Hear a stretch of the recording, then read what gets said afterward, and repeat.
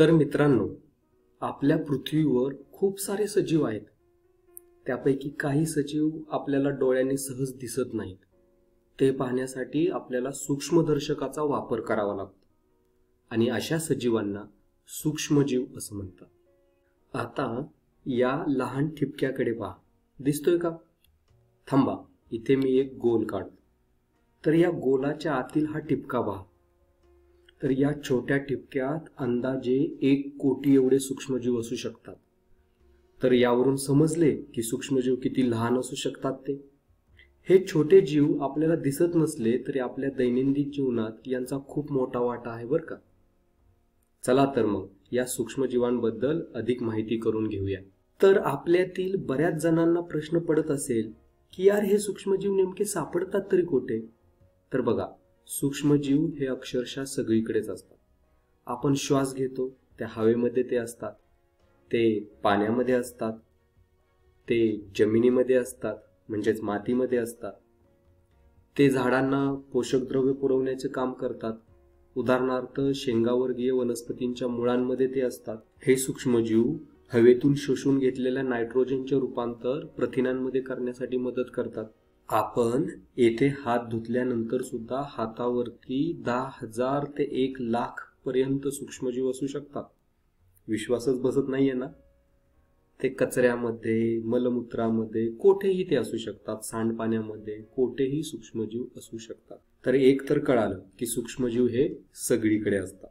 यातील काही सूक्ष्मजीव आपले मित्र असतात, तर काही आपल्यासाठी अपायकारक असतात, ते आपले शत्रू असतात.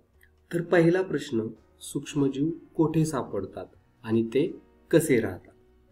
तर काही सूक्ष्मजीव हे एकटे राहतात, तर काही सूक्ष्मजीव हे वसाहती करून राहतात.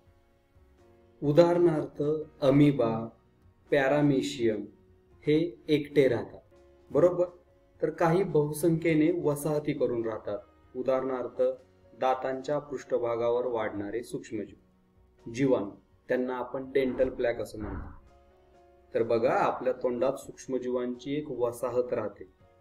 दुसरं उदाहरण म्हणजे पानावरती येणारी बुरशी किंवा केळीच्या सालीवरती वाढणारी बुरशी किंवा डबक्यातील शैवालाचे तंतू, यामध्ये सुद्धा वसाहत करून राहणारे सूक्ष्मजीव आढळतात. दुसरी महत्वाची गोष्ट म्हणजे काही सूक्ष्मजीव हे एकपेशीय असतात, तर काही सूक्ष्मजीव हे बहुपेशीय असतात. तर बहुतांश सूक्ष्मजीव हे एकपेशीय आहेत. बघा, सूक्ष्मजीवातील जर एकच पेशी सगळी कामं करत असेल, अन्न तयार करणे, वाढ करणे, प्रजनन करणे यासारखी अनेक कामे जर एकच पेशी करत असेल, तर त्यांना एकपेशीय सूक्ष्मजीव असं म्हणतात. उदाहरणार्थ अमिबा, पॅरामेशियम, खूप सारे जीवाणू व विषाणू हे एकपेशीय सूक्ष्मजीव आहे.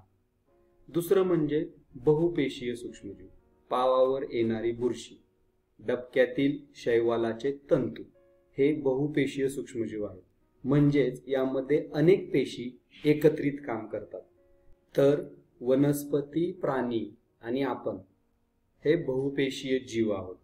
तर शरीरातील पेशी एकत्र येऊन ऊती तयार होतात. ऊतींपासून इंद्रिय, मग इंद्रियांपासून इंद्रिय संस्था, अशी सजीवांची संघटन पातळी असते आणि त्यापासूनच शरीर बनते, बरोबर.